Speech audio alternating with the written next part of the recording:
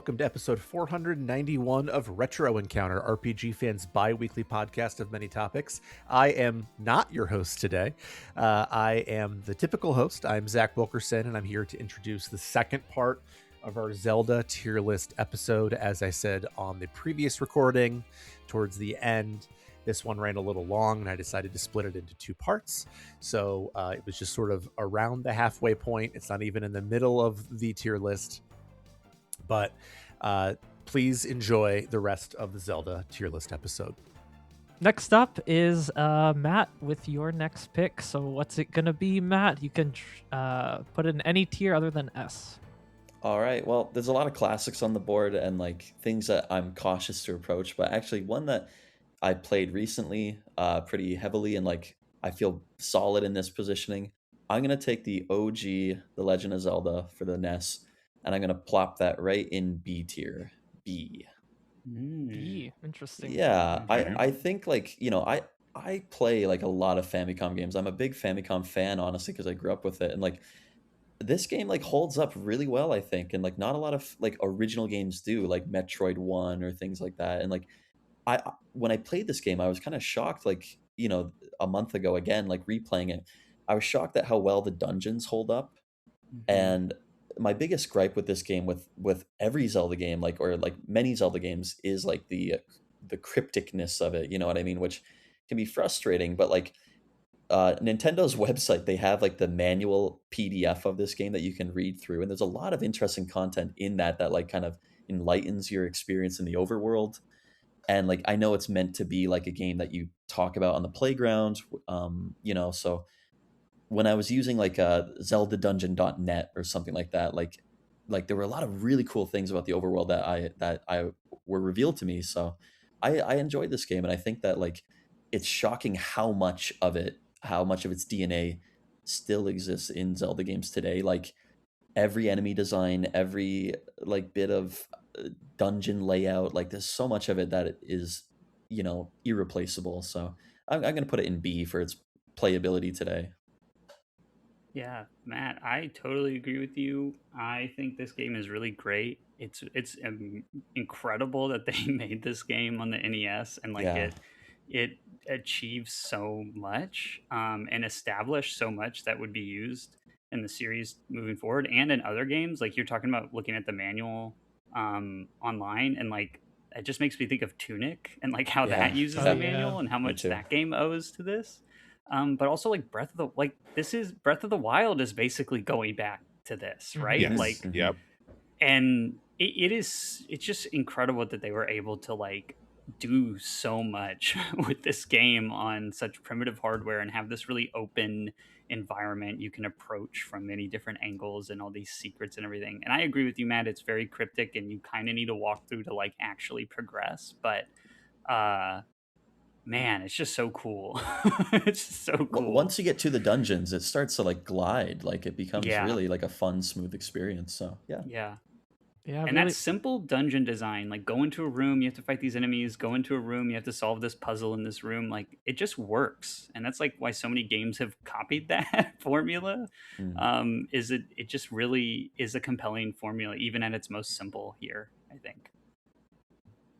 And even for the time, like kind of the amount of like genre crossing like it did was impressive. Like it kind of felt like it was iterating on like console RPGs of the time, like a Dragon Quest. It kind of felt like an old school like adventure game, and kind of like its crypticness and the way you solve puzzles. And so like it was a really unique, and the fact that it's still playable, like as you guys have been describing at this time, is really good. I do think the obtuseness alone would personally put it down to C tier for me, but I'm not too mad about B tier. I think this game deserves a lot of respect. Oh, absolutely. Yeah, I mean, there's only a handful of things I think in this game that didn't really make their way into other Zelda games. I was playing Oracle of Seasons recently, and I was surprised. It probably happens in ages too, but I didn't really play through Seasons before, and even things like burning down a bush, and there's like a guy in there who like might give you money or might charge you for breaking his quote unquote door. He's in ages too. Yeah. Okay. Yeah. So like that was a fun throwback. It's funny to think that, you know, the first Zelda only used this basically to get items and stuff. The little like when you go down a ladder and like a little side scrolling thing to get items, and like that would actually inform a lot of the gameplay in Link's Awakening and the Oracle games. So like it's fun, like you see all the enemies, but even little things like that, just the perspective shift appears in other games. And pretty much like some of the only things that don't show up in the other games, we don't need them, like the candle, the one use per screen candle, and some other stuff. Like that's okay, like it was fine. Every time I replay that game, there's nothing I want more than to get the better candle. But no, I mean, it's looking back now, like we're so what's the word? We have a lot of open world games today, right? And like, I don't know that this is exactly open world, but like it's open enough where there is no direction. You go through and like you can't do necessarily any dungeon, any order, but like you can go find things before you're supposed to. And I love that. Like that's, like I said, it's one of the earliest games I ever played, and it's, I think, what got me into Zelda games, but also RPGs and just other adventure games. Like just it introduced me to this idea of these worlds you can just go in and explore however you want sometimes. And it's, yeah, I think it holds up really well.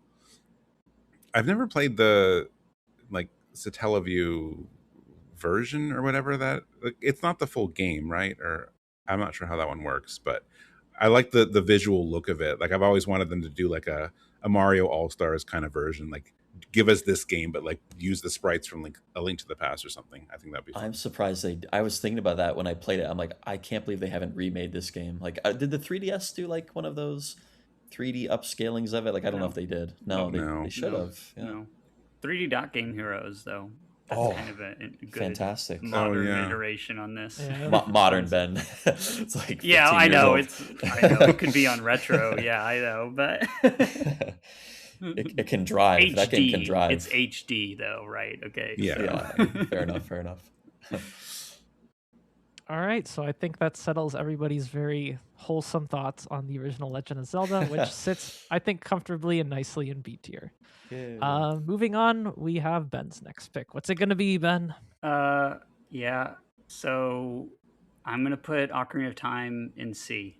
Whoa. I had a feeling this was going to happen. And part of the reason why is, one, with the announcement of the remake and how I felt about the announcement of the remake, and then the discussion we've been having and reminiscing about all of these games, and then thinking about Ocarina of Time. I know I started out saying, oh, this is my first Zelda, and I would mess around, and how impactful that was to me. But like, I know that this game set the template for 3D Zelda, and that's very important. And the things that it established were very important.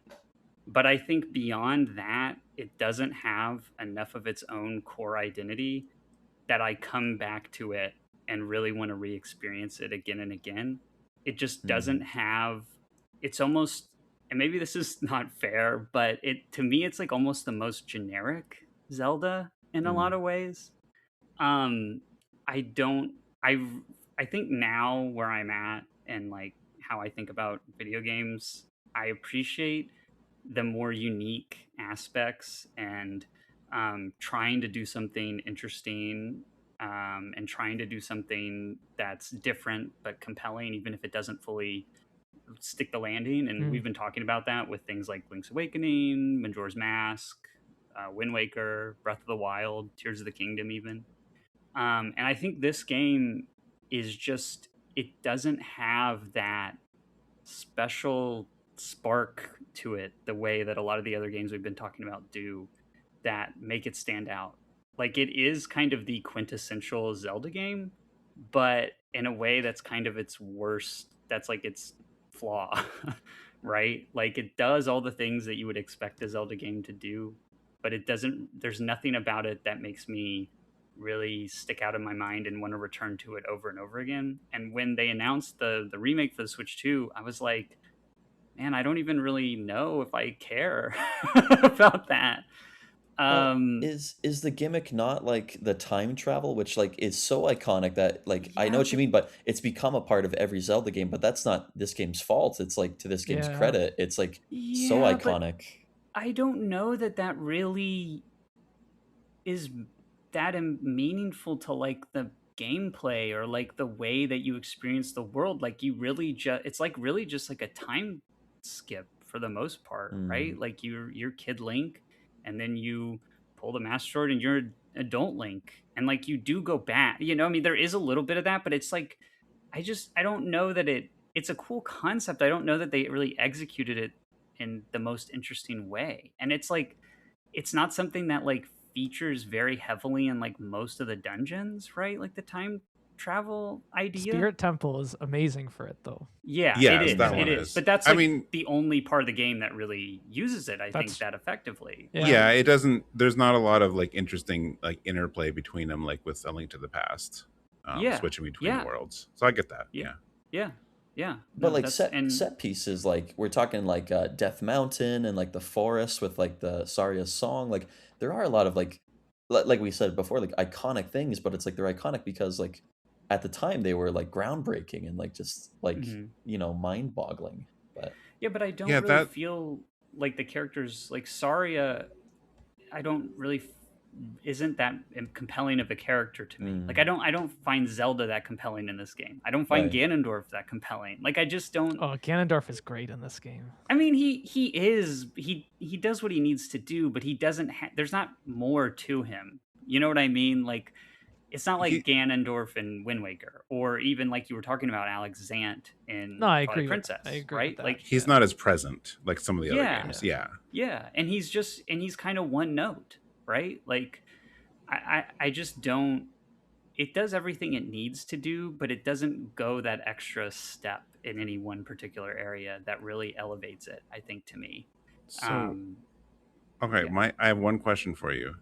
hmm Do you feel that way now because of other games that have done some of these things better, or did you feel that way then? Like, I mean, I know it's impossible to like judge any of these games based on like, oh, well, like we're only ranking it on how we felt in 1986 or 1998 or whatever. Like, did you feel that way then, or is it just like looking back now you do Well, compared to like other things that have changed? Yeah, no, I definitely didn't feel that way then because this was my real first foray into like 3D game worlds, right? So Yeah. when I was a kid, it was just like the coolest thing in the world, you know? But how much of that is because of the unique aspects of this game and how much of it is just because it was the first one? And I think it's really the latter, right? Like it's if I compare it to some of these other 3D Zeldas or just Zelda games in general we've talked about, I don't think it does in any particular area anything better than those games. And it has a lot more dungeons than a few of the ones we've mentioned, but I don't think any of the dungeons are as good as the best dungeons in Twilight Princess or even maybe Skyward Sword. It has a really cool atmosphere and vibe, but it's a little more generic than Link's Awakening or Majora's Mask, right? And it doesn't have the personality of Wind Waker or even like Minish Cap for me.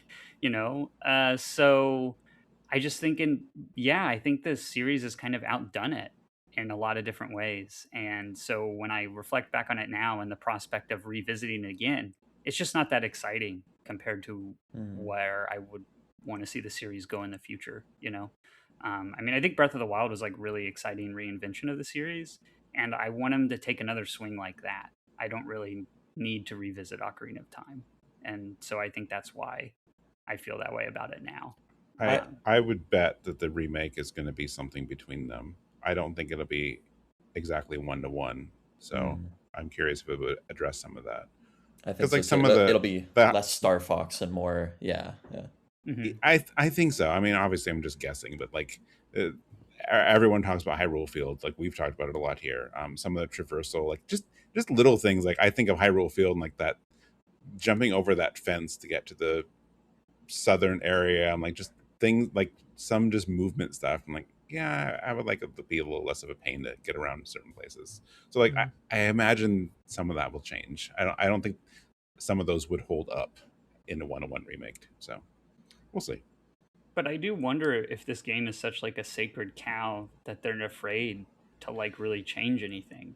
And I also I don't that I think kind of like, I think people really hold this up as like the pinnacle, and I just don't really feel that way about it anymore. And so that's why I put it here. If It's that funny. makes sense. For most of my life, it's like this game has been held up as the greatest game of all time, like on Metacritic and everything, right?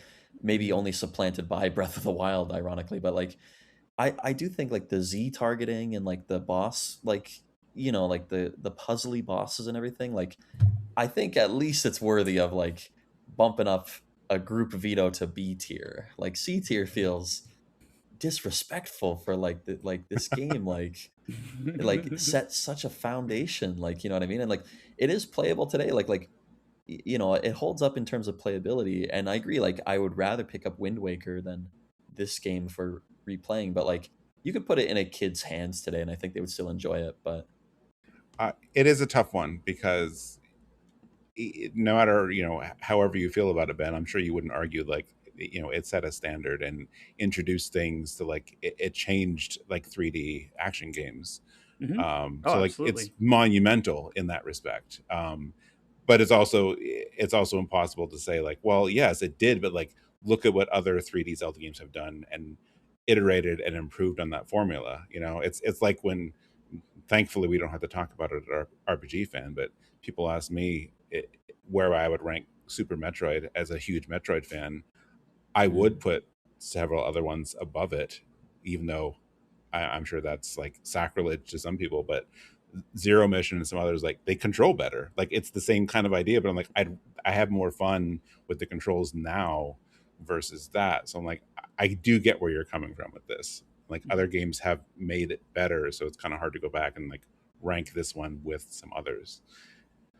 No, I agree with most of your points, Ben. I do think it would like B tier is more accurate to my feelings as well.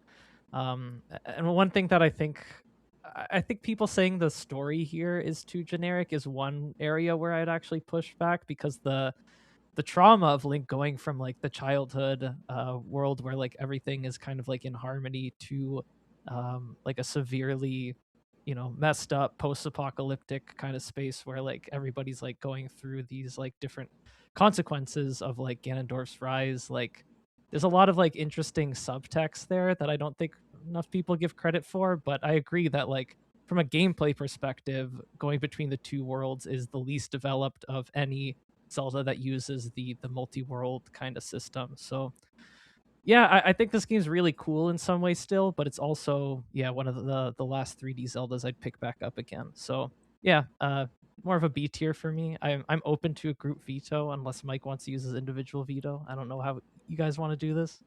I would group veto it up to B, but yeah, that's just me. I would also. Okay. I do understand all the points, but I couldn't put it in C personally. All right, let's move it up. No to B then. disrespect, Ben, obviously. No, that's fair. That's totally fair. I did that a little bit to be provocative. Yeah. And also like the weird elements, like don't forget like falling down the wells and like the redeads and like the sculptulas, like it is the well creepy. is really cool. Yeah, it also has like it does have a music. horror element to it for sure. It does. Yeah. It does, but it's not as Majora's well Mask just executed did it as better. Majora's Mask. And Yeah, Epona, I feel like oh man. yeah, I feel like the Skulltulas and the Redeads, like they took those from this game and like, hey, let's make a whole game that's just like these guys. Yeah. And that's Yeah, Majora's yeah. Mask. Yeah. It's kind of the jack of all trades Zelda. Yeah. Yeah. Can I just say that like I have a lot of like vocal stims from Zelda games, but the one that always sticks in my head is adult Link falling in Ocarina of Time, like down the well, and like the landing sound that he makes, where he goes like, ah, and like he like jars his knees. I think about that all the time. Oh yeah, that looks really painful. He should probably roll when he lands. It's the most real like adults landing in any game. But, All right, so Ocarina of Time's now in B tier, unless you want to exercise your veto to any further capacity, Mike. No, I'm good. Okay. All right, so then I'll do my next two picks, which I actually don't know what to do. Let's start by putting Oracle of Ages in D tier. Ooh. Ooh. Yeah, just flesh out the bottom of this list a bit more. So spoiler alert, I won't get into too many details. I think Seasons is way better than this game. I think there's a notable drop off in care from the design of Seasons with what I experienced with Ages, which in comparison I think feels like a fan made like ROM hack of its predecessor, and I don't mean that in a good way. The design just feels like a lot more obtuse for the sake of it. With like the way it's like world is done in like this very puzzle oriented way. I do think like it's funny we just talked about Ocarina of Time. Oracle of Ages is a game that uses time travel and really makes it like a focus of its game design. I just Yeah. think it goes too far in a way that you move through its world. I found this game extremely tedious just to like move through its space. I get that it's supposed to feel like a puzzle, but in practice I just didn't find it fun.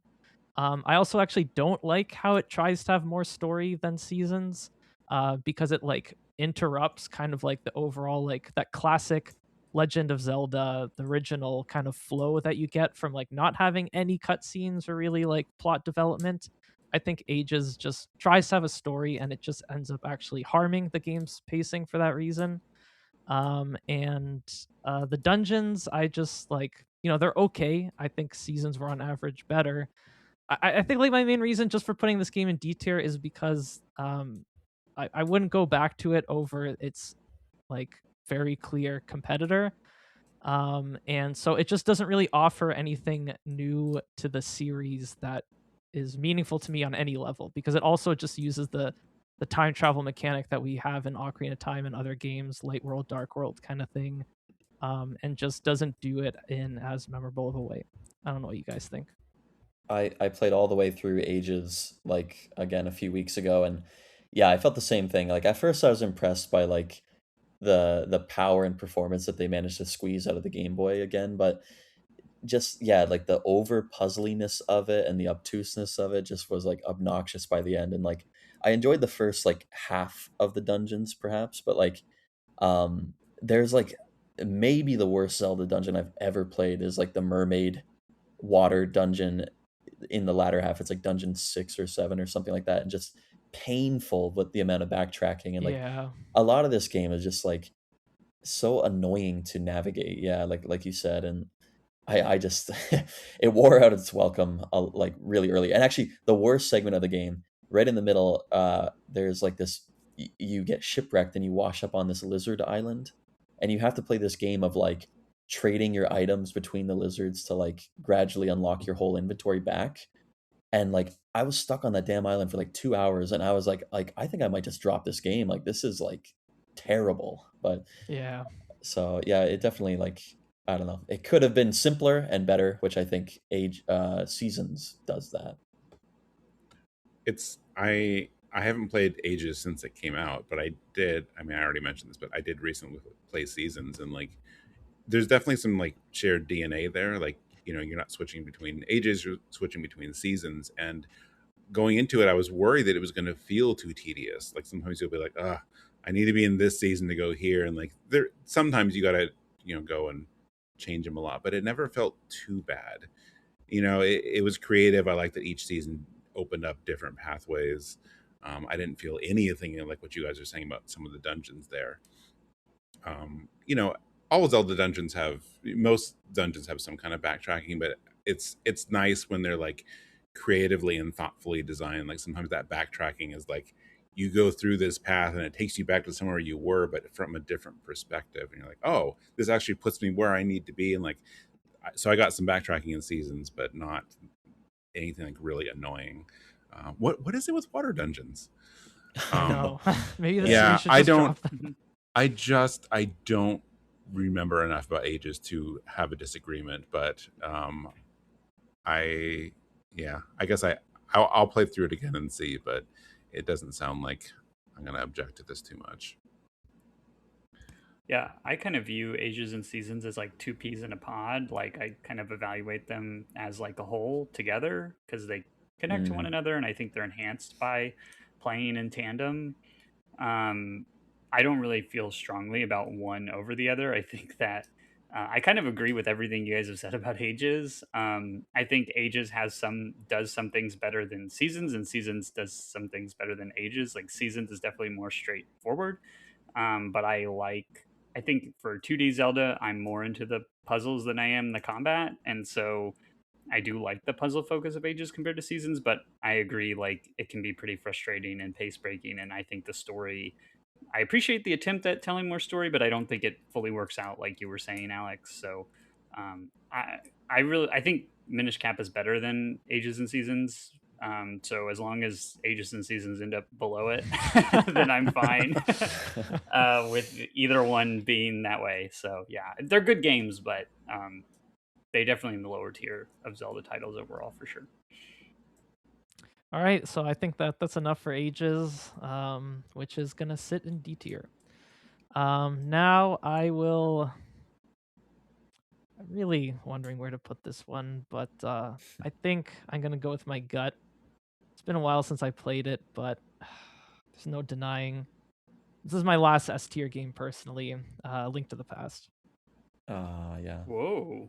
Yeah. Okay. I'm good with it. So more than anything, I think Link to the Past still has my favorite aesthetics of any 2D Zelda game. This is like a world that really feels hostile, cryptic, and full of mystery. I just absolutely love its use of like the SNES graphic style. I think it has been reused a lot for a reason. I also think it still has maybe the best use of the multiple world state premise of any 2D Zelda in terms of like secrets to uncover. I think this one, like more than Oracle of Ages or the original Zelda, has just the right amount of obtuseness to it. Like where it's just like if I really want to like do a completionist run of A Link to the Past, I can like really like go for some of these puzzles, but I don't necessarily have to. I really appreciate that every time I return to the game. I think the combat difficulty still feels really good.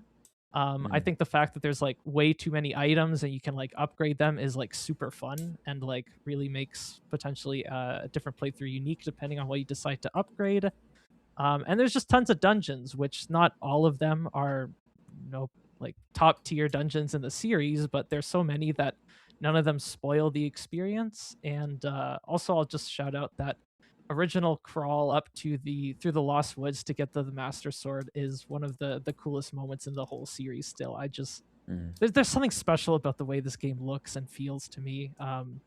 Even like coming from like every other 2D Zelda game, I still really appreciate A Link to the Past.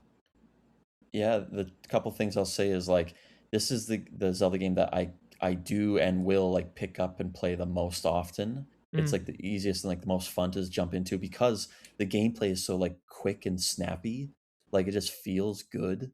And also like every time I play it, I'm blown away by like the sound design.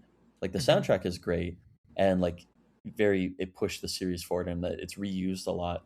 But like the sound effects and everything, it's so dense and like layered for the Super Famicom. And like, yeah, what a great game to just pick up and play and like classic experience, but like I can't believe that it's one of the earliest Super Famicom titles because it's one of the best, if not the best.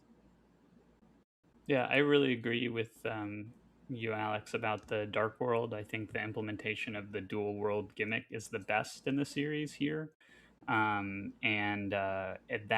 It never really, I think, wears out its welcome. They find really interesting things to do with that concept.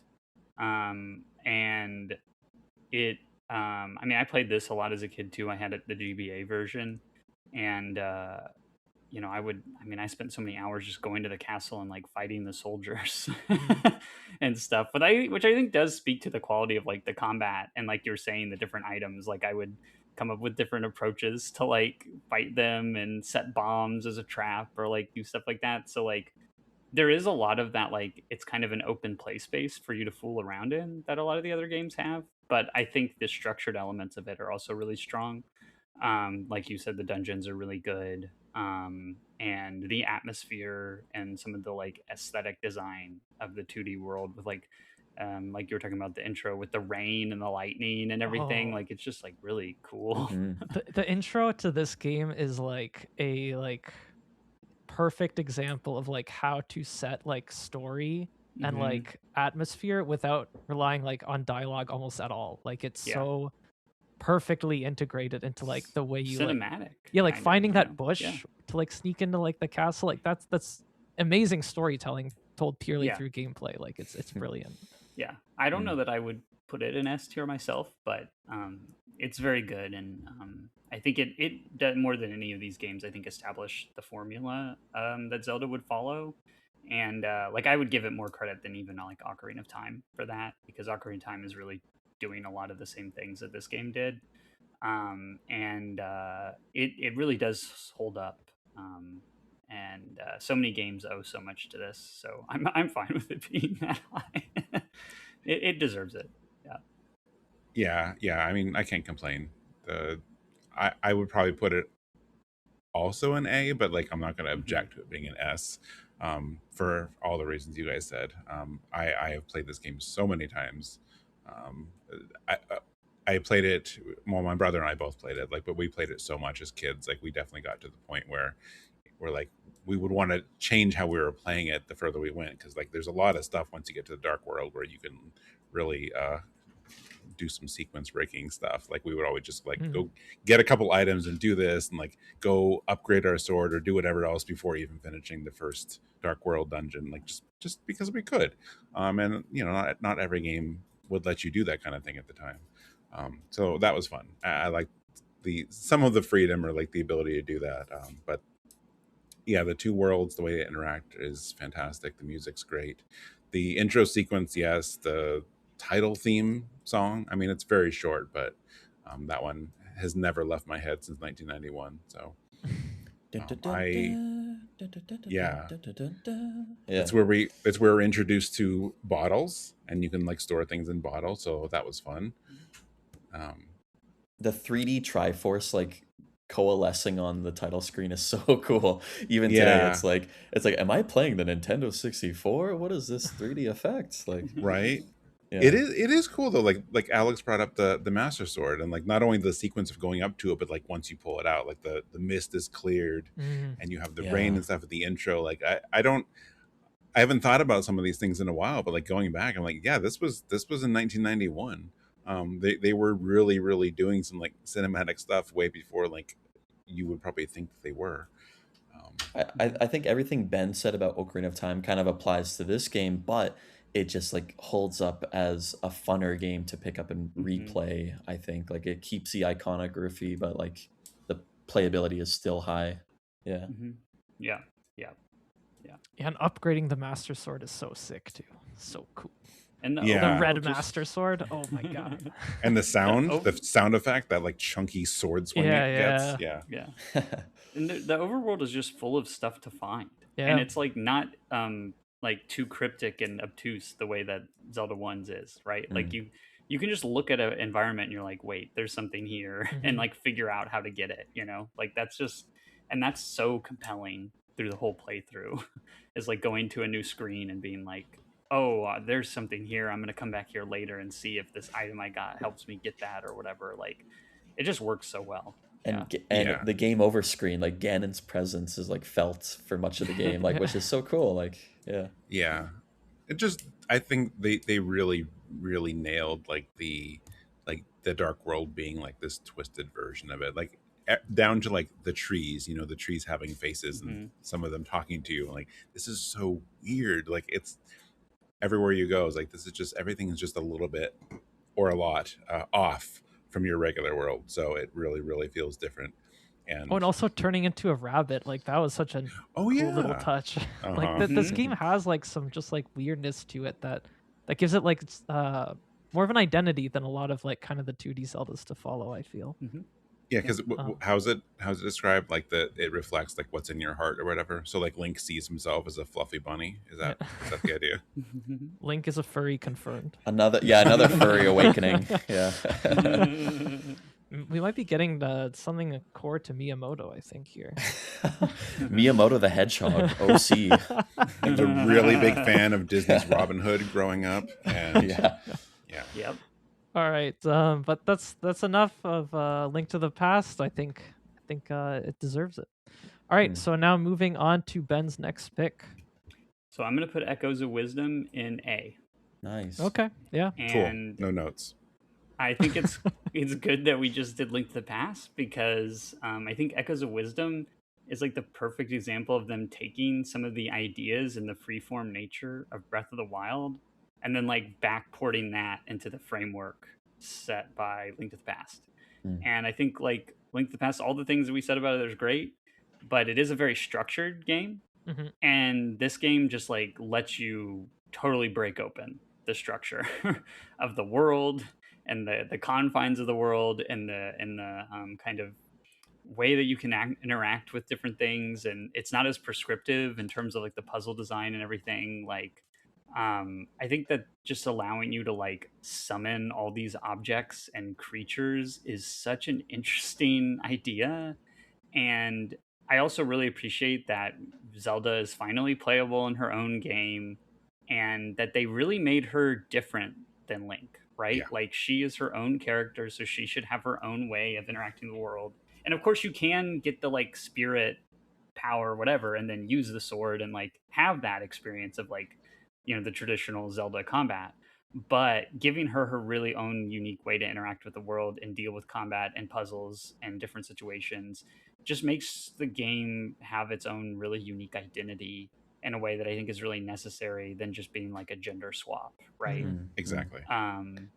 And it's so creative and it's so cool the different things that you can do in this game and like stacking items on top of each other to like climb out of areas or you know, you basically, it's like almost being like Olimar and Pikmin with like summoning the creatures to do your fighting for you. And like, it's just, it's so cool and creative. And I don't, I always think of, you know, I think people really think of 2D Zelda as being pretty formulaic.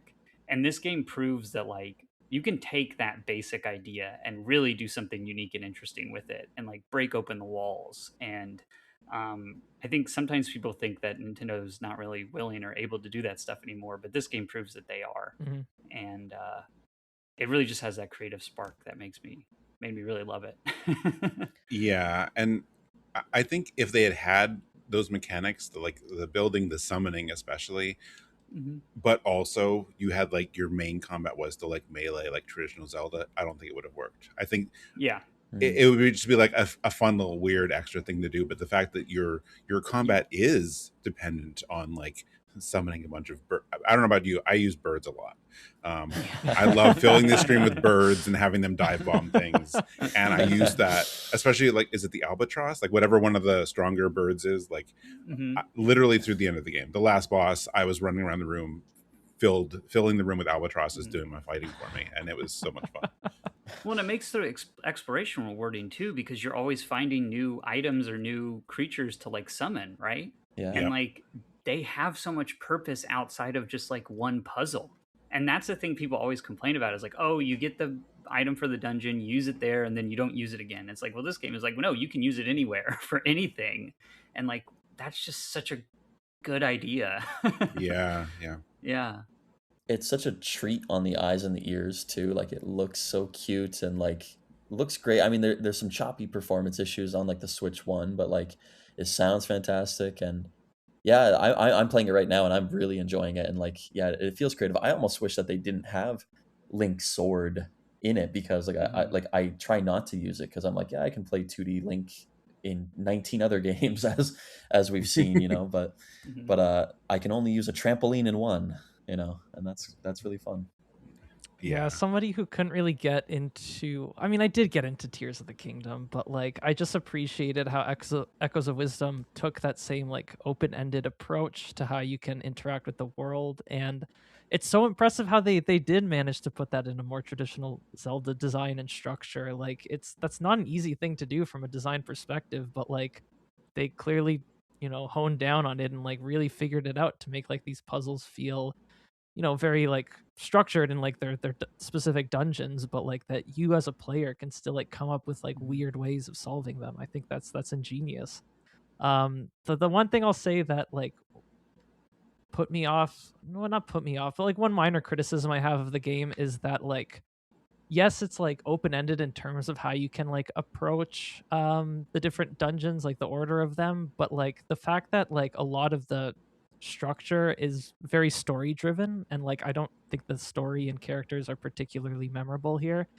It doesn't always gel well with the traditional 2D Zelda world design. Like there'd be times where I'm like exploring because that's what you do in a 2D Zelda, and I go to a cave and I like work my way through it, and there's no reward at the end. I'm like, what the hell? And then I like continue the story, and it's because the story then puts me back into that cave, which I just found on my own. And it's just like, oh no, now you actually have to go through the cave again so you can get this story event. And like, yeah, that really kind of frustrated me, and made me feel like there's like a tension of design here with like how the game's trying to have more of a story. So I didn't think that worked completely well, but I've been having so much fun with the gameplay and everything that and the aesthetics that I think A tier is a good spot. You're not a fan of Yeah. General Right and Minister Left? What?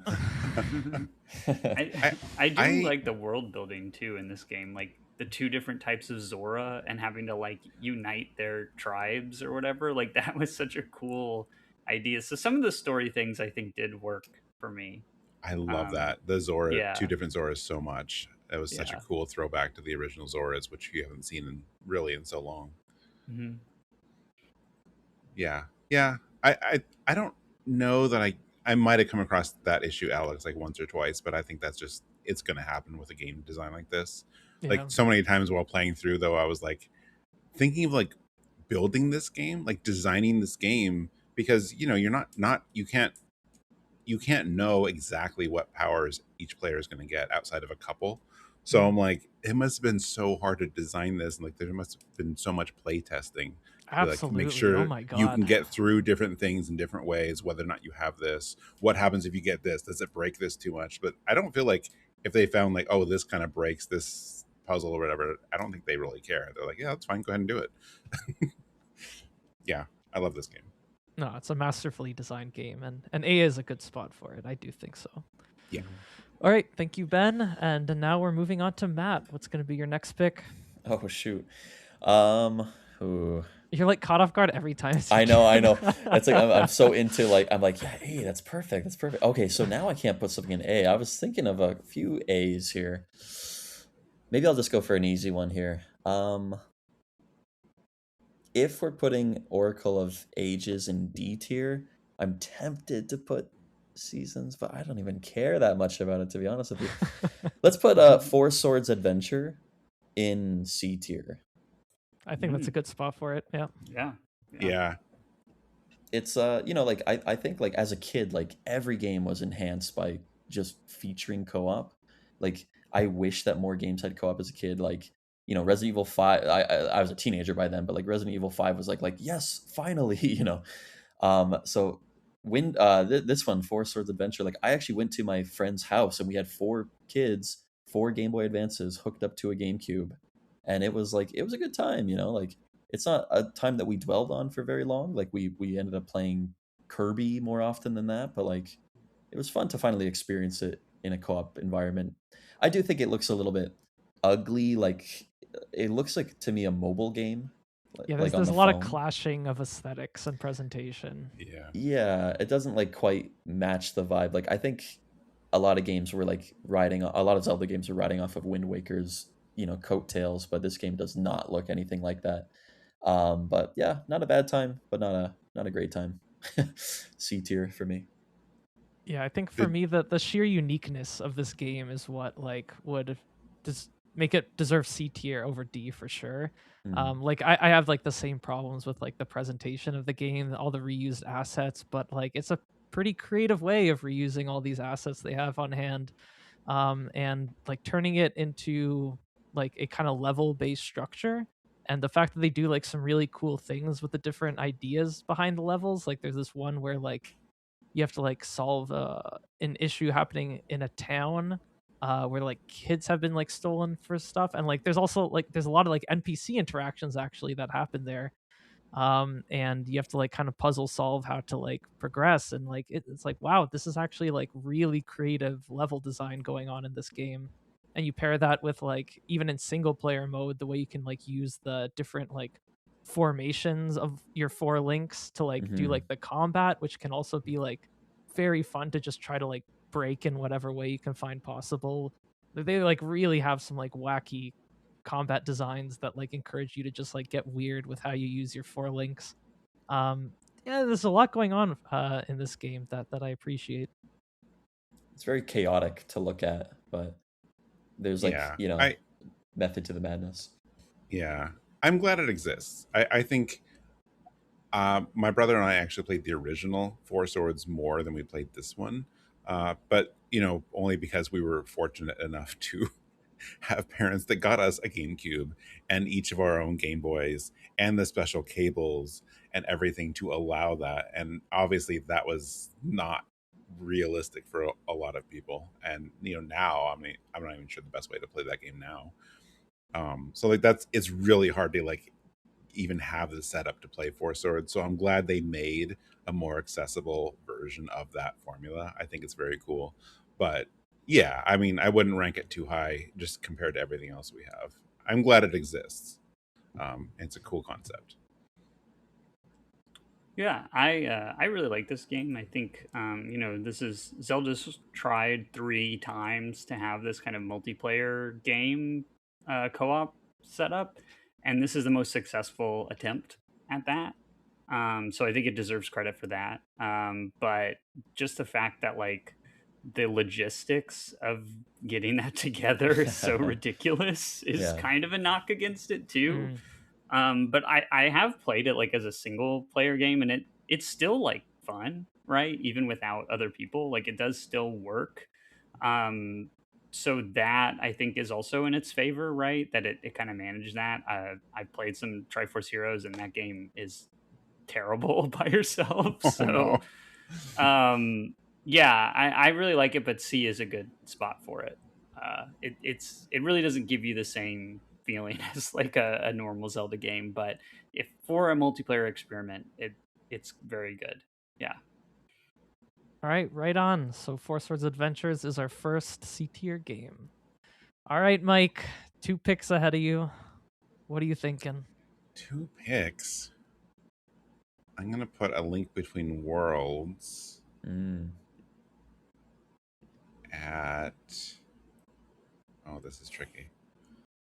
I'm gonna put it at B because I really enjoy A Link Between Worlds, but slightly less than some of the stuff we have above it.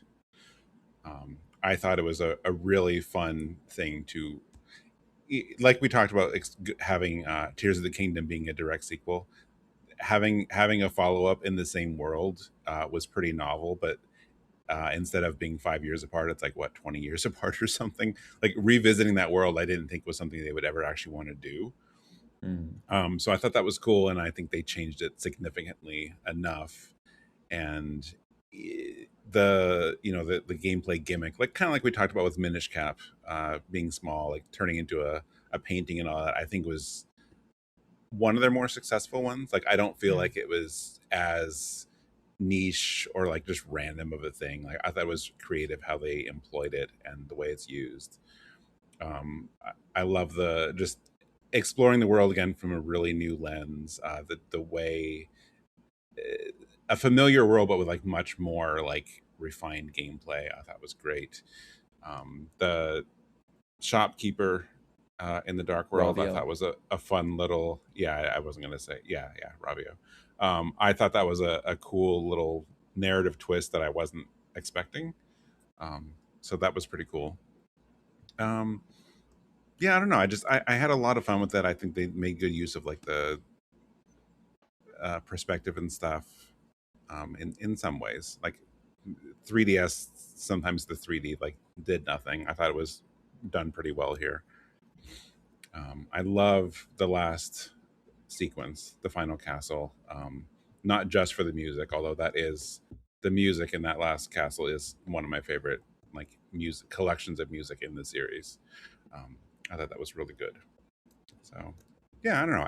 I had a lot of fun with that. I thought it didn't feel like it was just trying to be A Link to the Past again, but that's how I felt.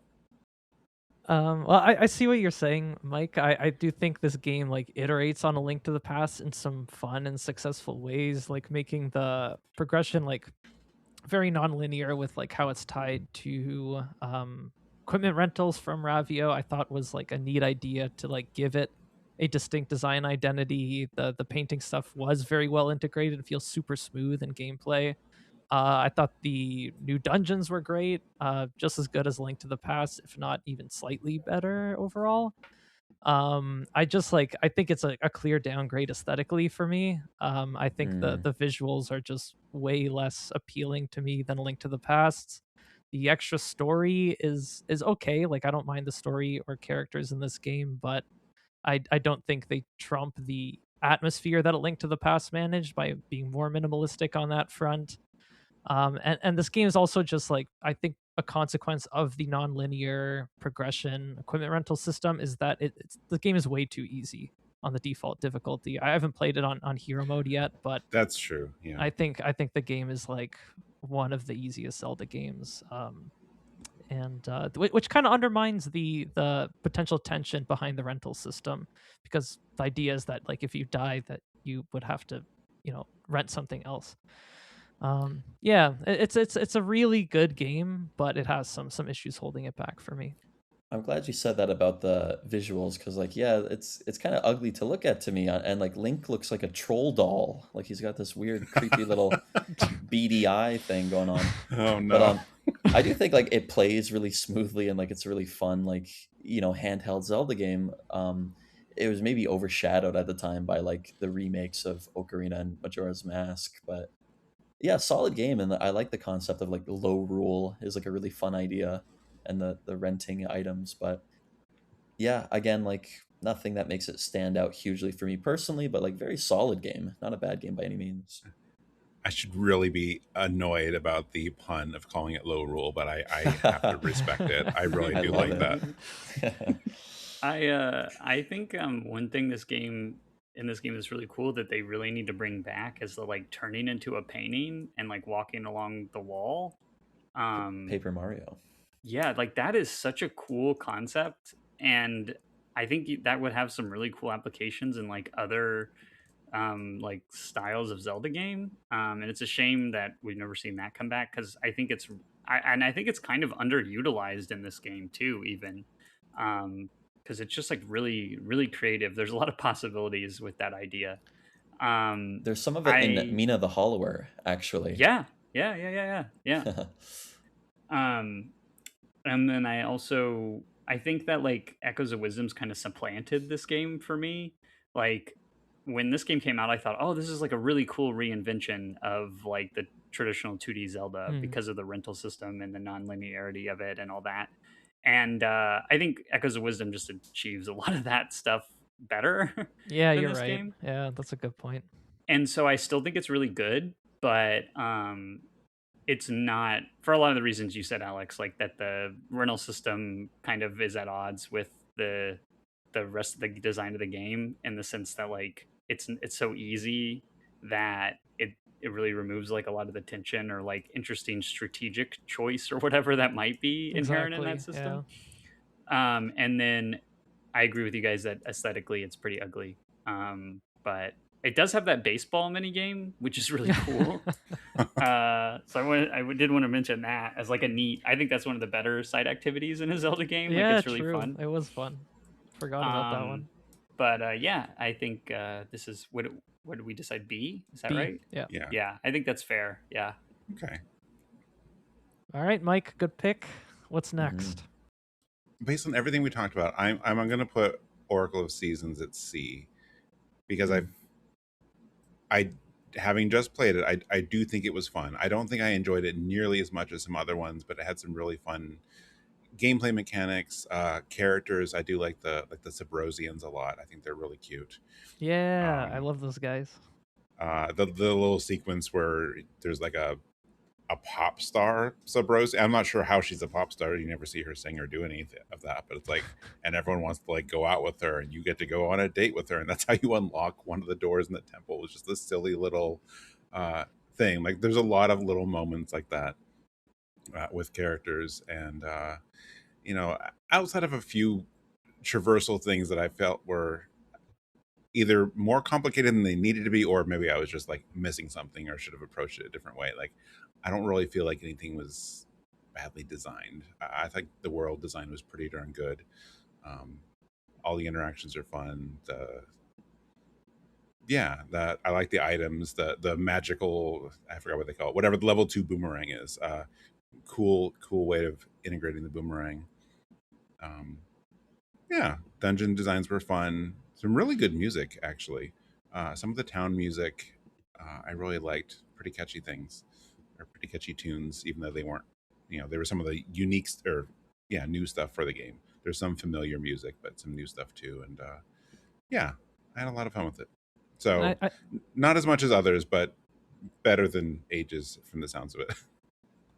Yeah, I definitely think it's a better game than Ages. I also appreciate it being like the first like Game Boy Color Zelda, how like that fits in so well with like the idea of the seasons, because each season you see these different like colors popping off. They're all like very visually distinct for that reason, making use of the hardware.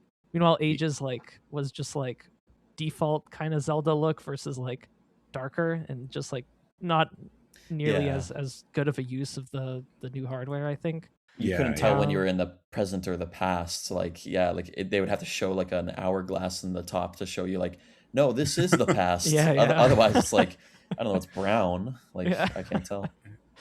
No, that's a good point. That's a really good use of like, hey, we're on Game Boy Color now, and not just like, we're not going to throw in just a dungeon that relies on color puzzles, but we're going to use this hardware. Yeah, exactly. And I think the combat's really fun. Like, I know like they say Seasons is the combat one, Ages is the puzzle one. I think that's a little bit of a misnomer, because I think they're a lot more close than that leads on. But I think like just going into like a combat room and like the different dungeons in this, I generally have like a pretty like exciting time with it. Like, it's not like amazing, but I did appreciate that they tried to make like a challenging 2D Zelda game, like in terms of like the combat design. I thought that was cool. Yeah, I died way more than I thought I would, actually. I don't think I'm like the best gamer out there. I don't play Souls-likes or anything, but generally I don't have that much trouble with Zelda games, and like some of the things like really hit hard. I was surprised.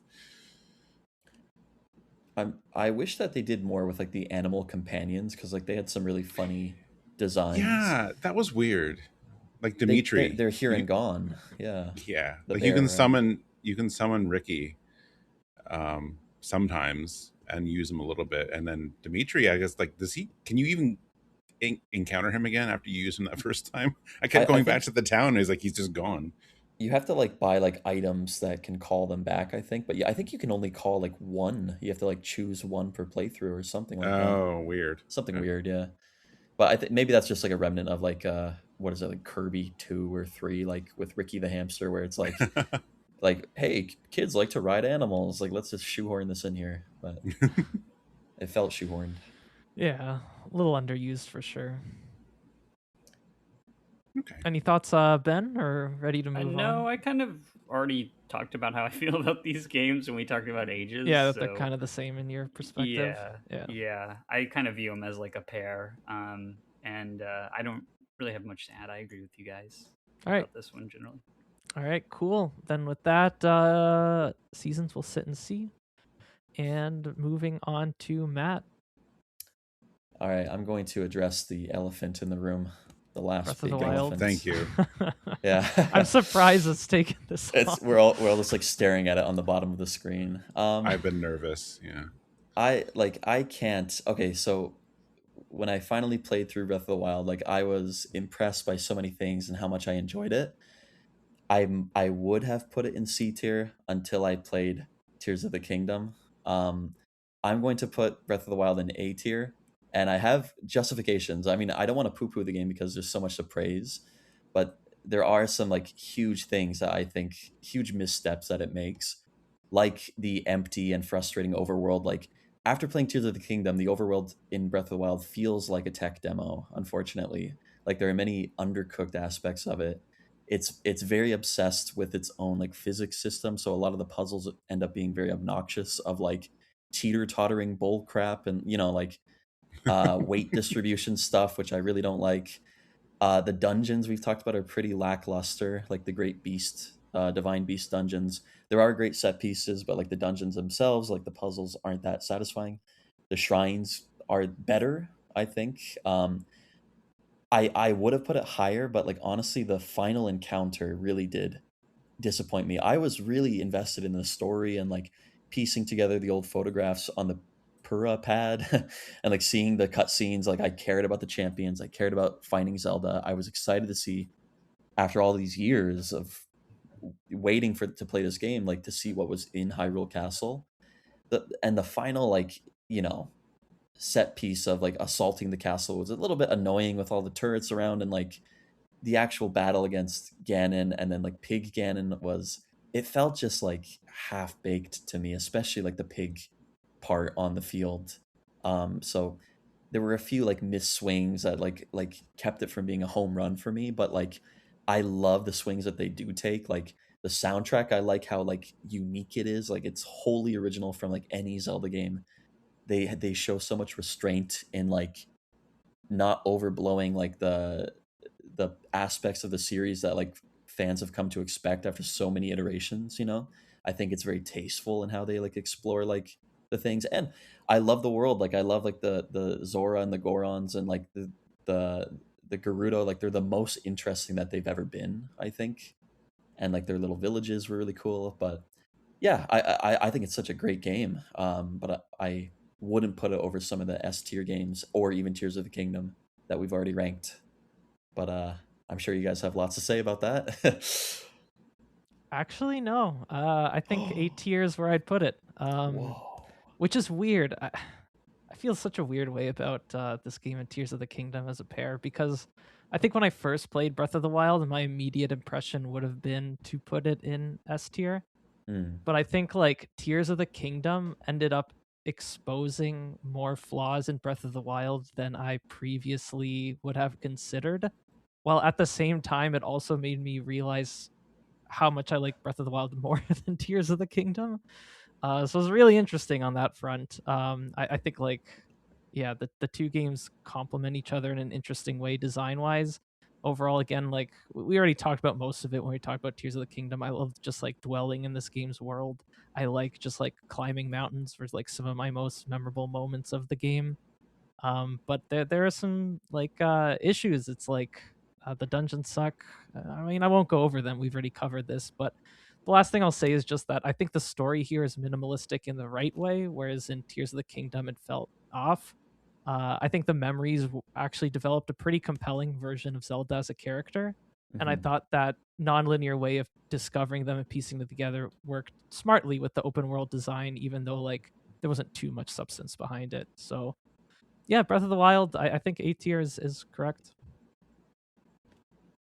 Yeah, I don't have much to add because we talked so much about it when we are talking about Tears of the Kingdom. But I really think I'm generally not a fan of open world games, but I do think that this game really justifies the open world because of how much it makes like navigating and traversing the open world a core part of the experience, rather than just something that's perfunctory that you just do to get from like interest point to interest point. And I think that it really does harken back to that sense of exploration and discovery that the original Legend of Zelda has. And so, even though it's different from like pretty much any other Legend of Zelda game that has come before, it still really feels like like Zelda, because it still kind of has that core idea like carried through from the original game. And yeah, I think it I don't know that there will ever be another open world game like that again, um but I don't really know where the series is going to go from here. I hope that they kind of shift directions from this after Tears of the Kingdom, but I'm glad that we got to experience this iteration of Zelda, because I think it was really novel and really cool. Yep. All right, Mike, got No, I anything to mean, add? I'm on board with all that. I know we kind of talked about both games when we talked about Tears of the Kingdom anyway. Um, I, yeah, I mean, the exploration was great. The just discovering how everything in the world works just on your own, without, by the way, tutorials.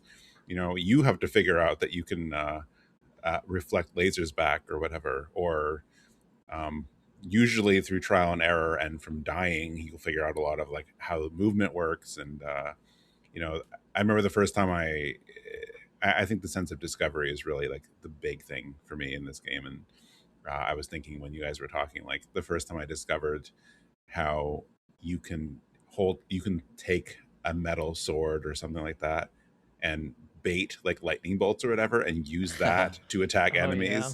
That is such a cool thing. But of course, like I've done that far less than I've had lightning kill me. But that's part of the fun too. I've had so many fun, like, you know, deaths tumbling off mountains, or, you know, you see people online using the what's the time thing, like I'm gonna fly over here by, like, you know, knocking this rock in there, and then the trajectory doesn't always go the way you think. Yeah. Anyway, yeah, it's I love the game, so I have no complaints about being an A. I realize I do have that veto that I haven't used, and if I wanted to, I can move it higher, but I can't personally put it higher than Tears of the Kingdom, so I won't. Okay, interesting. All right, so that settles Breath of the Wild staying in A tier. All right, Ben, your last pick. What's it gonna be? All right. Well, Spirit Tracks is going in C because I do think it's a pretty good step up from Phantom Hourglass. I think a lot of the problems that I had with Phantom Hourglass still remain with Spirit Tracks, right? Just like the general touchscreen control and all of that. But I think that the train is like a really cool idea. And I like that traversal, like that they kind of came up with like a new way to like travel around the world, and it works pretty well with like the touchscreen and the stylus. And then I also really like the like Zelda and the armor aspect of the game. I think that's a cool concept, and I think they do some really interesting things with like puzzle design and stuff with that. So it has enough things going for it that really bump it up ahead of the other DS game, while still having a lot of the problems that are inherent to both of the DS games. So Yeah, so I played this one very recently and didn't expect to like it nearly as much as I did. I think, like, just like the Zelda as like a companion, like Ghost Zelda is like the most charming, like maybe not the best characterization of Zelda overall, but the most like charming. Like, she is hilarious in this game. She's like silly. She just like adds a lot to like the overall like atmosphere. Like, oh man, like this version of Zelda was incredible. The music is like surprisingly excellent. Some of the best in like any 2D Zelda, I would say. And just like the main path of this game, I think is almost peak 2D Zelda in terms of like dungeon design, including like the Spirit Tower, which is like the one you return to like throughout the game. So it's like instead of the Temple of the Ocean King, you return to the Spirit Tower, and this is where like you control Link and Zelda simultaneously, which leads to like some absolutely like incredible like puzzle design. I thought it actually like controls way more fluidly than I was expecting.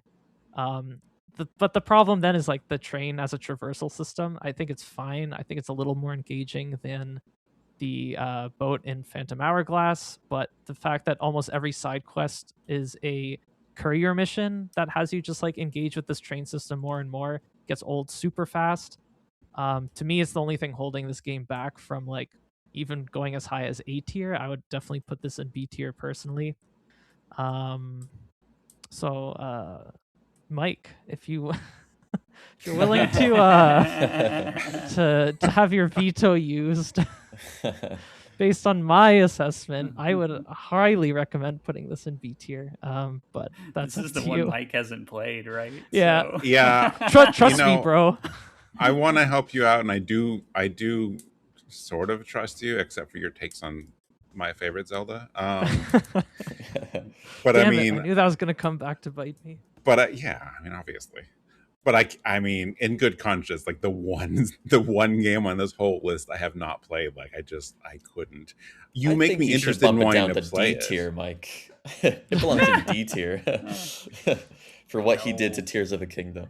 It's don't know. It's so much better than Phantom Hourglass. We can't do that. It's also better than Tears of the Kingdom. But... Whoa. All I right. don't know Ben, about what did I that. say? What did I Hold say on. earlier?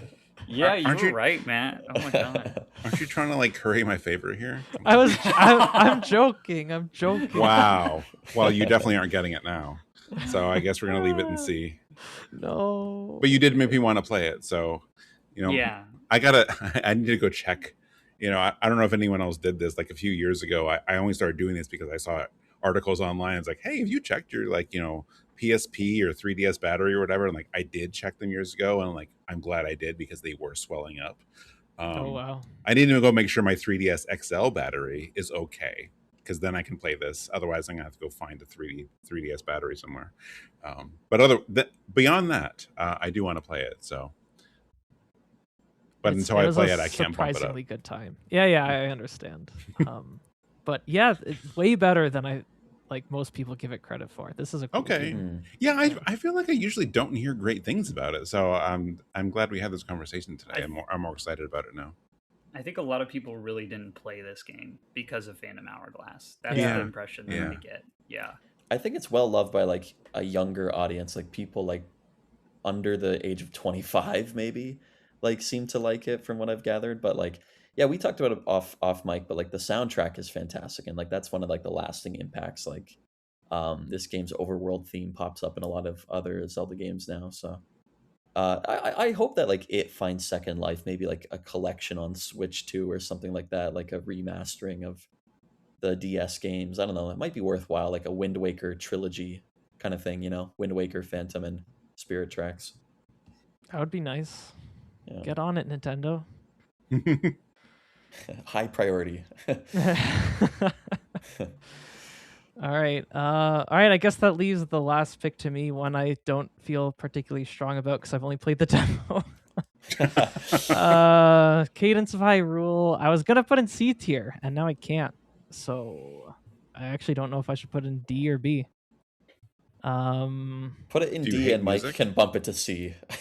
Oh yeah, sure. Let's do that. It's going in D for now. Because why not? I don't feel like I know enough about it to put in B, honestly. Because I liked some things about this game quite a bit. Like the remix Zelda tunes are great. Having gameplay based around that is a joy. Why did I put this in D tier? Each screen is like actually a unique like combat puzzle. Like it has like a combat puzzle often has like an overworld puzzle as well to go along with it. From what I played, there's like never a dull moment, and like there's also like a great sense of challenge. But what really is holding this game back for me, from what I played so far, is the dungeon design. Like the devs just weren't able to translate the feel of a Zelda dungeon into kind of this roguelike necrodancer format. And so they just feel like roguelike dungeons rather than like a truly designed like Zelda dungeon. So that was a pretty disappointing aspect. Otherwise, from what I played, it's a cool game. So Mike, you should bump it up to C tier.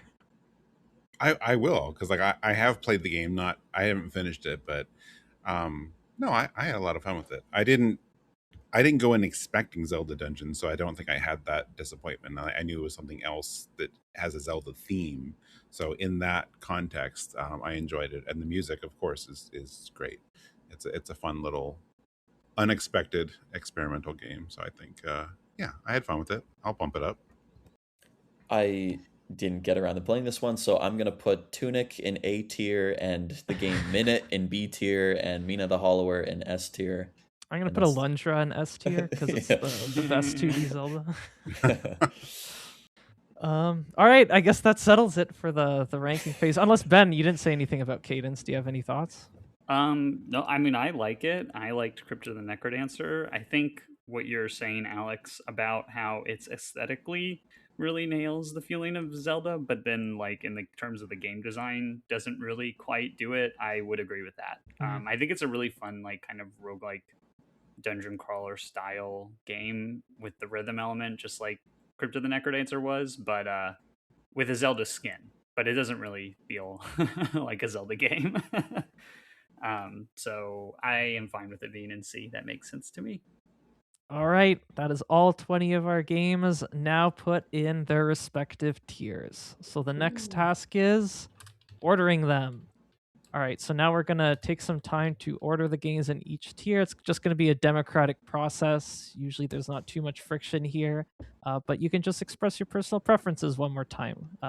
So let's start at the bottom with D tier, which includes Phantom Hourglass, Zelda 2, and Oracle of Ages.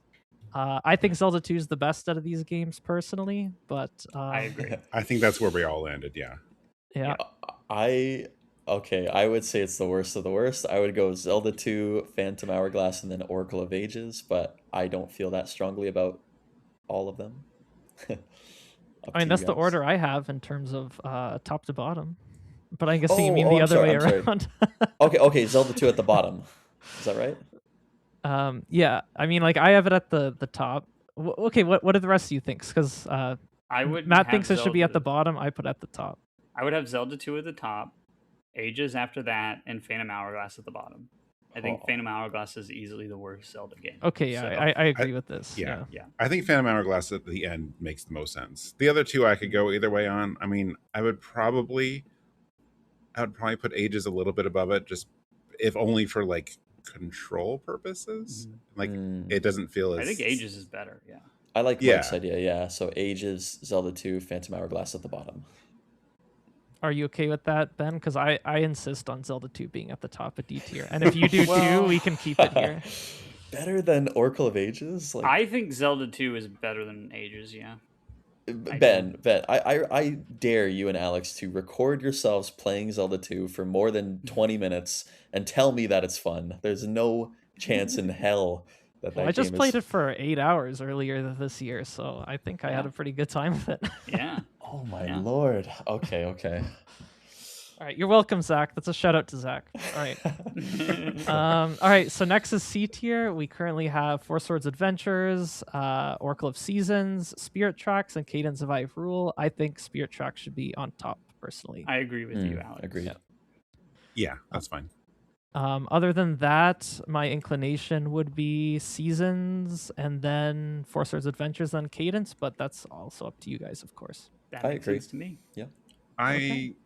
Okay. Mike? I'm fine with it, but I would put Cadence above Four Swords Adventures. But I actually think that's fair. Yeah, we can do that. That's fine with me too. Yeah. All right, let's do that. Okay. B tier is Minish Cap, which should go at the bottom, obviously. The Legend of Zelda, the OG, Ocarina of Time, and A Link Between Worlds. Oh, that's tough. So I would put Zelda, the original Zelda, at the top. Then I would put Ocarina, Link Between Worlds, and then Minish Cap. I feel Ocarina, OG, Link Between Worlds, and then Minish Cap. Mine is exactly what Matt says. Yeah. Okay. All I'll add is that I think Ocarina of Time at the top. I would put Link Between Worlds second, and then I don't care about the other two. I'm okay with Link Between Worlds bumping up because that's pretty solid. Okay, so we want to do Ocarina first, Link Between Worlds second, Zelda third, and then Minish Cap fourth. I'm okay with that. Yeah. Okay. And then A tier is Skyward Sword, Echoes of Wisdom, Tears of the Kingdom, and Breath of the Wild. Tears, Breath, Skyward Sword, Echoes, I think. I would put Skyward Sword first. I would too. Oh. And then I would put Breath of the Wild. Yep. And then Echoes and then Tears. Yep. Oh, I interesting. agree, Alex. It's like the exact opposite. All right. Oh. So two of us want Skyward Sword first, and two want Tears of the Kingdom first. Listener, what do you think? I mean, like, okay, hold on. We've talked about so many great, like, Ocarina, let's call it, like, Ocarina-style Zelda games that are better, that are in S tier. So, like, I think that the Breath of the Wild style games deserve a little bump here because Skyward Sword came after, like, so many better games, right? Like I love Skyward too, but, like, not more than 4 Okay. other versions. I'm convinced. That's convincing to me. Okay, I'll allow it. So, but I still think Breath of the Wild should be ahead of Tears of the Kingdom. But I guess I'm getting overruled on that.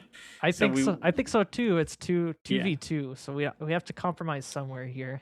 I mean, Yeah, if we so would just I'm- if we had left Tears of the Kingdom in S tier, we wouldn't even have to compare the two. But what are you gonna do? Touche, Mike. Breath never was an S tier, so I think like by default, Tears is top. I'm A willing tier. to put Tears above Breath just because it's Mike's favorite Zelda game. Yeah, that's fair. You don't But- have to do that for me. But then No, it's fine. Matt agrees, right? I do So- agree. I yeah. do agree. wait. Okay. So are we then- saying these two will be at the top of this tier, Yeah. Tears, Breath, Tears first, then Breath. Yeah, And then- and then Skyward, Skyward, Sword. and then Echoes. I'm okay with this. Nice. Yeah, me too. Okay. Okay. I Compromise. mean, honestly, putting Tears of the Kingdom first, I would let you guys do whatever you want with the other ones. But Yeah. like, there's no bad game in there. So yeah. Yeah. I mean, I'm not I gonna like complain. Skyward Sword more than Breath, probably. If that I- changes anybody else's. I kind of do too. I could put that like after Tears. What do you feel, Ben? Okay, let's do that. Yeah. Yeah. Okay. That's fine. Yep, All right. That's good. Cool. I agree. I love Skyward Sword. So, All right, and then last but not least is our S tier, which has the most entries of any Oh. tier. This is gonna be a tough one.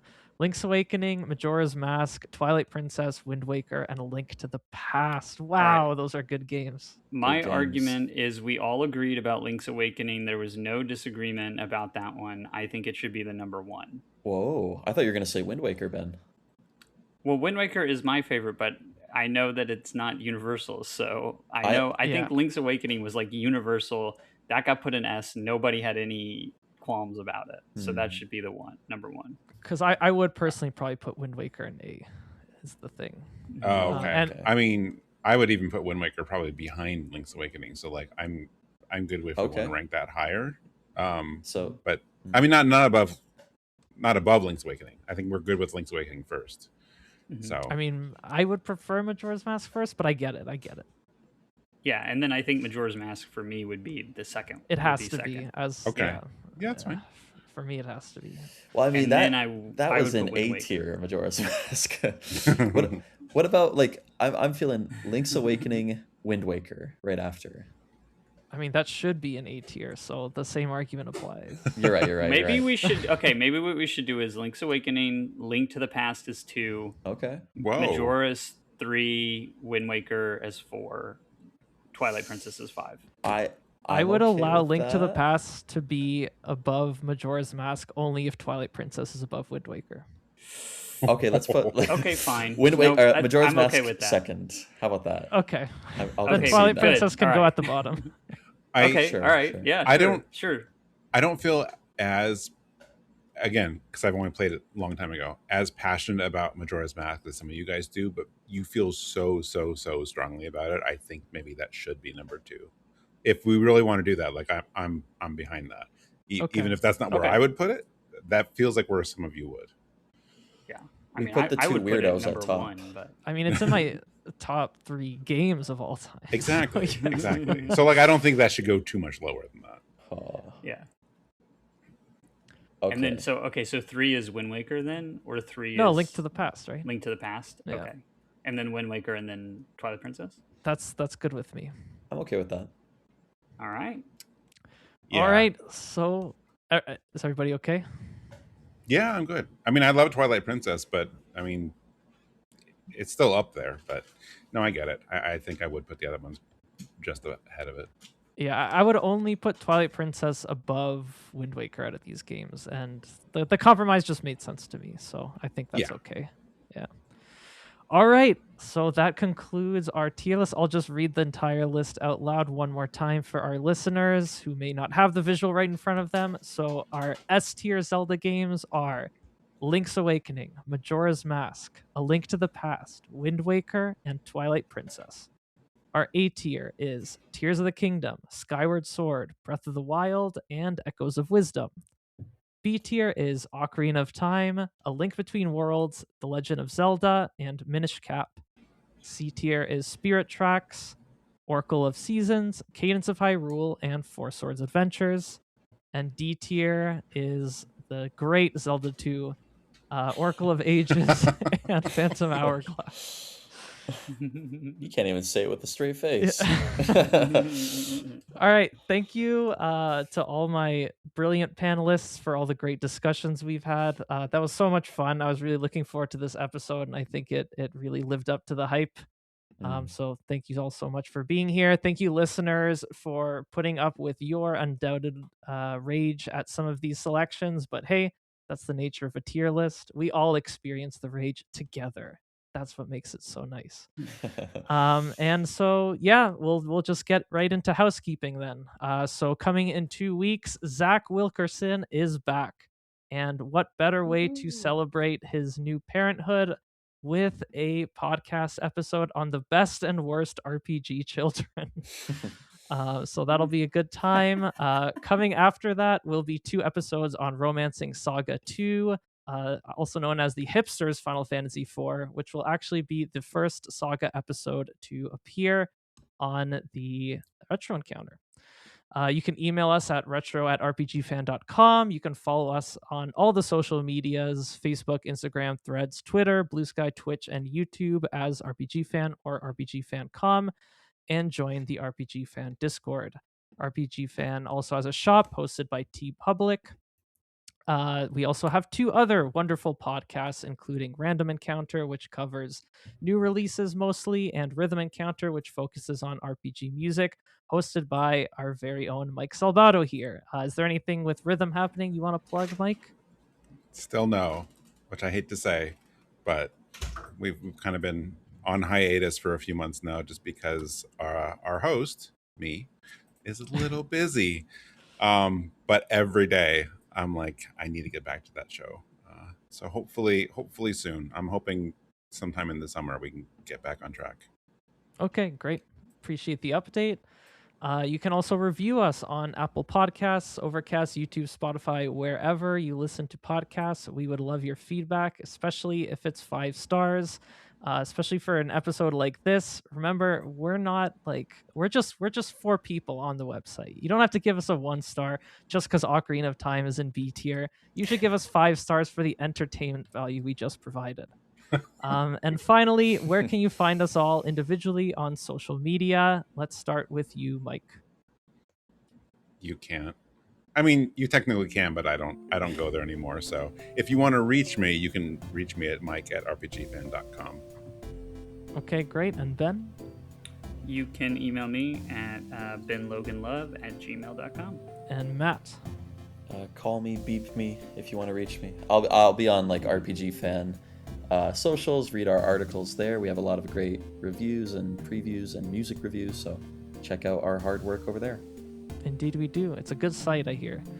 All right, so thank you so much for all of you and all you listeners as well. Good night and good luck.